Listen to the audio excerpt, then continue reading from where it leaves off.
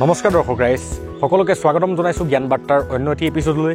আজি মই আপোনালোকক চিনাকি কৰিবলৈ আহিছোঁ এজন এনে শিল্পী যিজনে চিত্ৰকলা ভাস্কৰ্য কলা এই সকলোতে তেখেতে মহাৰথ হাসিল কৰি থৈছে আৰু তেখেতে বৰদোৱাত বহুতেই কাম কৰিছে। বৰদোৱাৰ যিমানবিলাক ৱাল আছে সেই ৱালবিলাকত তেখেতেই ভাস্কৰ্য কলাৰে ৱালসমূহক সৌন্দৰ্যৱান কৰি তুলিছে আৰু তেখেত আমাৰ নিকটৱৰ্তী গা খজোৱা অঞ্চলৰে শ্ৰীযুত প্ৰশান্ত বৰদলৈ ডাঙৰীয়া।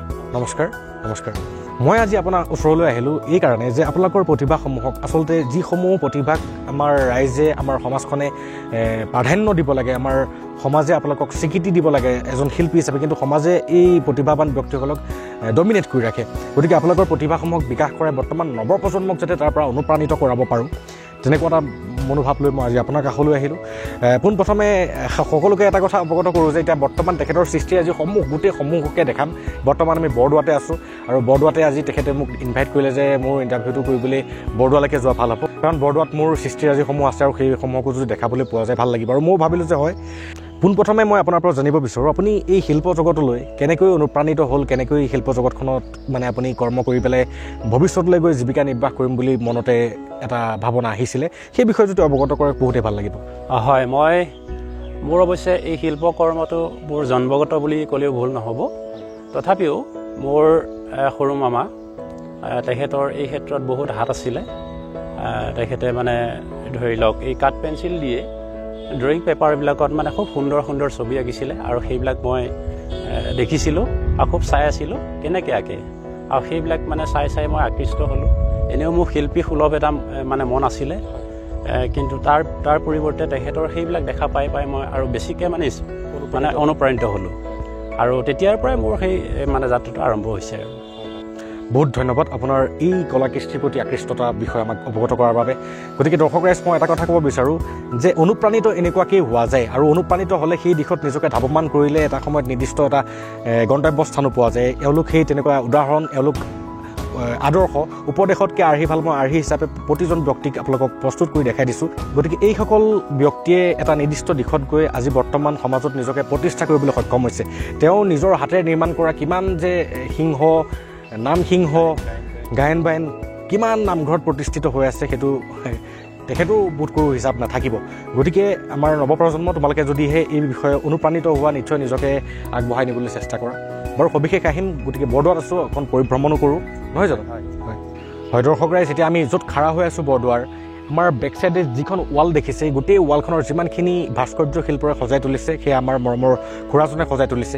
হয় খুৰা, মই আপোনাৰ পৰা জানিব বিচাৰোঁ আপুনি এই মানে বৰদোৱাৰ এই ইমান ধুনীয়া এটা কাম আপুনি কেনেকৈ ইয়াত সন্ধান পালে বা আপোনাক কেনেকৈ যোগাযোগ কৰি পেলাই আপোনাৰ দ্বাৰা এই কামখিনি কৰোৱালে তাৰ বিষয়ে যদি থোৰতে অলপ অৱগত কৰে তেতিয়াহ'লে ভাল লাগিব।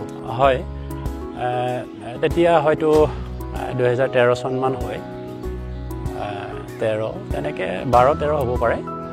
আৰু তেতিয়া ইয়াতে এজন মানে পকাৰ কাম কৰিছিলে মিস্ত্ৰী আমাৰ তাৰে, তেওঁ লৈ আহিছিলে। সেইখিনিতে আমাৰ নৈমিষা ক্ষেত্ৰৰ লগতে এখন গেট আছিলে, তাত মানে আখৰ কেইটামান কাটি দিব লাগে বুলি কোৱাৰ কাৰণে মোক লৈ আহিলে। তাৰপিছতে এই এনেকুৱা ধৰণৰ চিমেণ্টত এনেকৈ আখৰ কেইটামান কাটি দিছিলোঁ, উত্তৰে আকাশী গংগা ভক্তি সৰোবৰ বুলি। আৰু সেইবিলাক আখৰ দেখা পাই খুব ভাল পালে।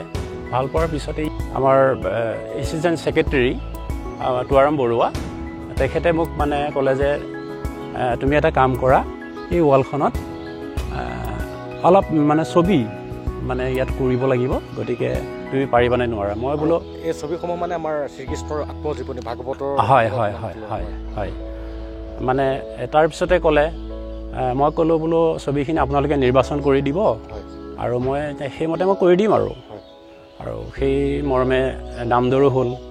তাৰপিছতে কাম আৰম্ভ কোৱা মতেই মানে কামটো আৰম্ভ হৈ গ'ল 2 দিন পিছতেই।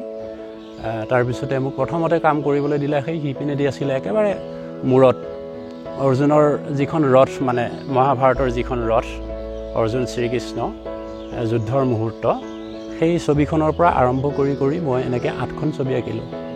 আৰু মাজে মাজে সেই আখৰবিলাক মানে পদবিলাক, বিশেষকৈ এই পদবিলাক মানে লিখিবলৈ ক'লে এখন মানে বৰ্ড এৰি দিবলৈ ক'লে, আৰু সেইমতে মই এৰি পিছত আখৰবিলাক লিখিছোঁ। আৰু এই আখৰবিলাক বা এই পদবিলাক, এই ঘোষাবিলাক মোক সহায় কৰিলে আমাৰ ইয়াৰে এই নৰুৱা সত্ৰৰ সত্ৰাধিকাৰ শ্ৰী তেখেত দেৱানন্দ দেৱগোস্বামী, তেখেতৰ বৰ্তমান দেহগামী হৈছে তেখেতক মই এই সুযোগতে তেখেতৰ প্ৰতি মোৰ শ্ৰদ্ধা নিবেদিছোঁ আৰু মোৰ তেখেতৰ প্ৰতি অশেষ মানে মোৰ শ্ৰদ্ধা ভৰা ভক্তি নিবেদন কৰিলোঁ। তেখেতৰ আত্মাই যাতে সদ্গতি লাভ কৰক সেইখিনি মই তেখেতৰ ওচৰত প্ৰাৰ্থনা ওপৰজনৰ ওচৰত মই প্ৰাৰ্থনা জনাইছোঁ। আৰু তেখেতে গোটেই মানে ইয়াত যি হয় পদবিলাক সেইবিলাক তেখেতে নিৰ্বাচন কৰি দিছিলে আৰু সেইমতে মই তেনেকৈ লিখিছিলোঁ।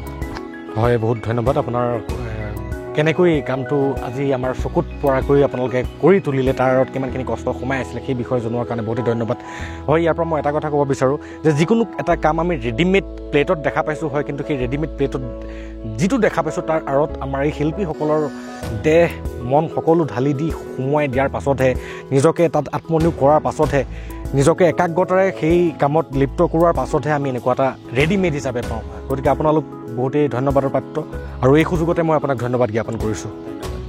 হয় খুৰা, বহুতেই ভাল লাগিছে আপোনাৰ জীৱন যাত্ৰাৰ বিষয়ে আমাক অৱগত কৰাৰ বাবে। আৰু আজি এটা মনোৰম পৰিৱেশ, বিভিন্ন জেগাৰ পৰা আমাৰ বৰদোৱাত আজি মানুহসকল আহিছে আৰু আমাৰো সৌভাগ্য যে আজি এই মানুহসকলৰ মাজত মই আজি আপোনাৰ সাক্ষাৎকাৰটি গ্ৰহণ কৰিছোঁ আৰু আপোনাৰো বোধ কৰোঁ ভালেই লাগিছে চাগে পৰিৱেশটো। আৰু মই আপোনাৰ বিষয়ে যেতিয়া জানিবলৈ পাইছিলোঁ, আপোনাৰ বিষয়ে জানিবলৈ পাওঁতে মই দুজনমান ব্যক্তিক সোধোঁ, তেওঁলোকে কৈছিলে আপুনি অকল ভাস্কৰ্য শিল্পই নহয়, চিত্ৰকলাৰ লগতো আপুনি বিশেষভাৱে জড়িত। আৰু লগতে আপুনি এটা সময়ত আমাৰ নগাঁৱত যিমানবিলাক পূজা মণ্ডপ হয়, আচলতে ক'বলৈ গ'লে দুৰ্গা পূজা মণ্ডপ, সেই দুৰ্গা পূজা মণ্ডপসমূহতো আপুনি বহুত কাম কৰিছিলে আৰু তাত আপোনালোকৰ মণ্ডপসমূহে এটা সময়ত নগাঁৱৰ ভিত্তিত পজিশ্যন পাবলৈকো সক্ষম হৈছিলে।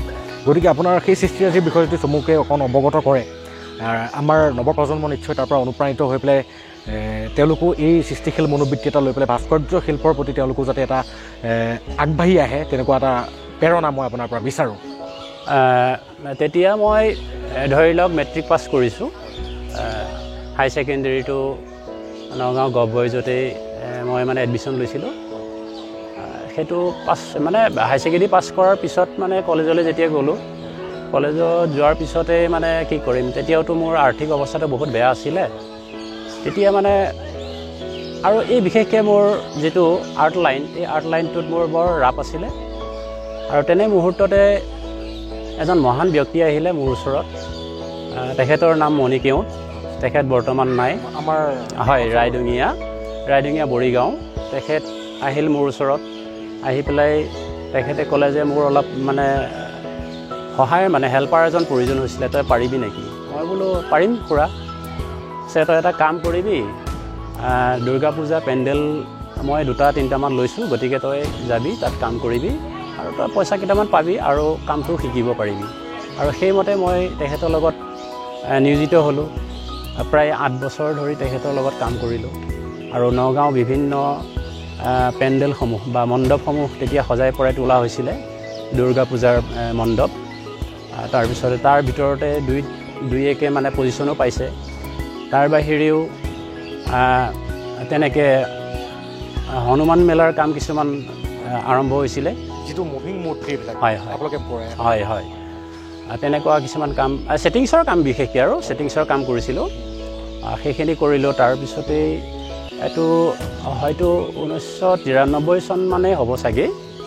সেইখিনি সময়ত এখন মানে আপোনাৰ দিল্লী দূৰদৰ্শনৰ পৰা এখন টেলিফিল্ম মানে আপোনাৰ প্ৰচাৰিত হৈছে।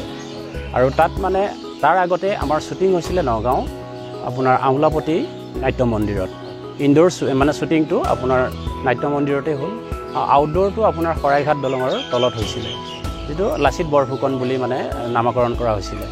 আৰু তাৰ এনে পৰিচালক আছিলে মৃদুল গুপ্তা। তেখেতক মই আজি বহুদিন ধৰি লগেই পোৱা নাই, তথাপিও কিন্তু সেই মণি কেওঁট তেখেতৰ যোগেদিয়ে মই বহুত ইনস্পায়াৰ হ'লোঁ আৰু এই কামটোত মই কাম কৰিবলৈ মই বহুত সুবিধা পালোঁ। আৰু যিখিনি মই নজনা কাম আছিলে তেখেতৰ পৰা মই আয়ত্ব কৰিবলৈ মানে পাৰিলোঁ। হয়, বহুত ভাল লাগিলে আপোনাৰ মন্তব্যসমূহ জানিবলৈ পাই। আমি জানাত ধৰি লওক আমি জানো যে এজন শিল্পীৰ জীৱনত বহুত কিছুমান ঘাত প্ৰতিঘাত থাকে। এজন শিল্পীয়ে বহুতো হতাশা নিৰাশাত ভুগিবলগীয়া হয়, কাৰণ এজন শিল্পীয়ে তেওঁৰ যিটো প্ৰাপ্য, তেখেতৰ কৰ্মৰাজিৰ যিটো প্ৰাপ্য, সেই প্ৰাপ্যটো উচিত মূল্য নাপায় জেনেৰেলি চাবলৈ গ'লে।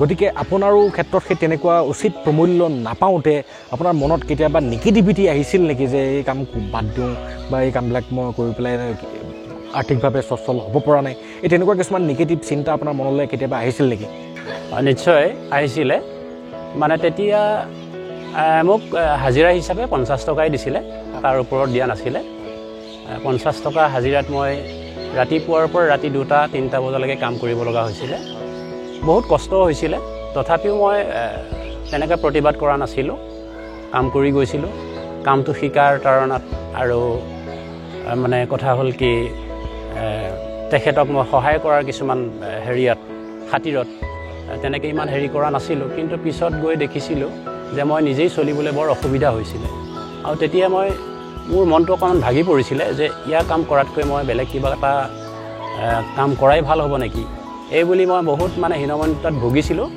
কিন্তু মোৰ সেই মানে কিছুমান সেই ধৈৰ্যটো মই অলপ মানে হেৰি কৰিলোঁ ধৈৰ্যটো ৰাখিবৰ কাৰণে চেষ্টা কৰিলোঁ কৰাৰ বিনিময়ত যেনিবা আজি মই বহুত মানে ছাকচেছফুল হৈছোঁ তেখেতৰ সেই আশীৰ্বাদ স্বৰূপ তেখেতৰ সেই কৰ্মৰাজিৰ পৰা মই অনুপ্ৰাণিত হ'লোঁ আৰু তেখেতক মোৰ আজিও মনত পৰে আৰু তেখেতৰ যোগেদিয়ে মই আজি ইমানখিনি পাইছোঁহি হয় বহুতেই ডাঙৰ কথা এটা আপুনি ক'লে যে নিগেটিভিটি আহে আৰু মই সেইটো অনুভৱ কৰি পেলাইহে সুধিছিলোঁ প্ৰশ্নটো মনলৈ আহিছিল যে এনেকুৱা আপুনিও ফেচ কৰিছে নেকি আৰু নিশ্চয় এজন শিল্পীয়ে তেনেকুৱা ফেচ কৰে এটা কথা মই নৱপ্ৰজন্মক ক'ব বিচাৰোঁ নিগেটিভিটি এনেকুৱা এটা বেয়া বস্তু যিটোৱে আমাৰ নিজৰ কৰ্মক্ষমতাক নাশ কৰি পেলায় আৰু সেই কৰ্মক্ষমতাক নাশ কৰিলে সেই কৰ্মৰ পৰা যদি অৱহেলিত হোৱা যায় তেতিয়াহ'লে আমি নিজকে কোনো এটা দিশত আগবঢ়াই নি প্ৰতিষ্ঠা কৰিব নোৱাৰোঁ গতিকে মই নৱপ্ৰজন্মই এটা অনুৰোধ কৰোঁ নিগেটিভিটি তেওঁৰ জীৱনতো আহিছিলে তেওঁ মাত্ৰ 50 টকা হাজিৰা পাইছিলে কিন্তু সেই নিগেটিভিটিক নেওচিলে কাৰণে আজি এজন এনেকুৱা শিল্পী হ'বলৈ পাৰিছে যিজন শিল্পীৰ হাতৰ পৰশত বিভিন্ন জেগাৰ বিভিন্ন মন্দিৰত বিভিন্ন নামঘৰত তেওঁৰ সৃষ্টিৰাজি আজি জিলিকি আছে বৰ ভাল লাগিছে আপোনাৰ কথাসমূহ জানিবলৈ পাই বলকচোন আমি এটা অন্য জেগালৈ যাওঁ হয় আহি বৰ্তমান আমি বৰদোৱাৰ পবিত্ৰ দৌল মন্দিৰ প্ৰাংগণ পালোহি আৰু মই আপোনাৰ পৰা বিশেষকৈ পবিত্ৰ প্ৰাংগণত এটা কথা জানিব বিচাৰোঁ আপোনাৰ সৃষ্টিৰাজিৰ দ্বাৰা আপুনি আমাৰ নগাঁৱত এজন সুখ্যাতিনামা ভাস্কৰ্য শিল্পী হিচাপে বৰ্তমান নিজকে প্ৰতিষ্ঠা কৰিবলৈ সক্ষম হৈছে আৰু আমাৰ সমাজত এনেকুৱা কিছুমান প্ৰতিভাৱান যুৱক বৰ্তমান আছে যিসকলে এই কৰ্মৰাজিৰ দ্বাৰা নিজৰ এটা কেৰিয়াৰ বনাব বিচাৰে কিন্তু আমাৰ নৱপ্ৰজন্মসকলে তেনেকুৱা এটা ঠাই বিচাৰি পোৱা নাই য'ত তেওঁলোকে নিজৰ কলা কৌশলী বিকাশ কৰিব পাৰে গতিকে আপোনাৰ দৰে এজন যদি গুৰু পায় তেন্তে নৱপ্ৰজন্মৰ বহুতে এই দিশত নিজৰ নাম সুদূৰপ্ৰসাৰী কৰিবলৈ সক্ষম হ'ব গতিকে আপুনি তেনেকুৱা কিবা চিন্তা চৰ্চা কৰিছে নেকি হয় আপুনি যিটো প্ৰশ্ন কৰিছে এইটো বৰ গুৰুত্বপূৰ্ণ প্ৰশ্ন আজি যিসকল উঠি অহা নৱপ্ৰজন্ম তেওঁলোকক যদি এই ক্ষেত্ৰত নিয়োজিত কৰিব পাৰোঁ আমাৰ দৰে শিল্পীবিলাকেও নিশ্চয় এটা আনন্দ পাব আৰু সহায়ো হ'ল তাৰ বাহিৰেও মোৰ যিখিনি আমাৰ বিদ্যা এই বিদ্যাখিনি আমি সমাজত বিলাই দি যাব পাৰিম আৰু সেইটো বিলাই দিয়া মানে অন্তত মানে আমাৰ নাম হোৱা কোন ব্যক্তিৰ তেওঁ আণ্ডাৰত মানে কাম কৰিছিলে বা অধীনত কাম কৰি তেওঁ শিকিছিলে তেওঁ ইমান ধুনীয়াকৈ কাম কৰিব পাৰিছে সেই ব্যক্তিগৰাকী ভৱিষ্যতেও তেওঁৰ নামটো মানে উজ্জ্বল হৈ থাকিব সেইকাৰণে মই উঠি অহা প্ৰজন্মক মই অনুৰোধ জনাওঁ তেওঁলোকে যেন আহি বিনা কামত বিনা হেৰিয়াত মানে সময় নষ্ট নকৰি এই এনেকুৱা ধৰণৰ কিছুমান কামত যদি নিয়োগ হয় তেতিয়াহ'লে নিশ্চয় নিজৰ জীৱনটোৰ লগতে তেওঁলোকৰ আৰ্থিক অৱস্থাটো সচ্ছল কৰিব পাৰিব এইখিনি মই তেওঁলোকক মই মোৰ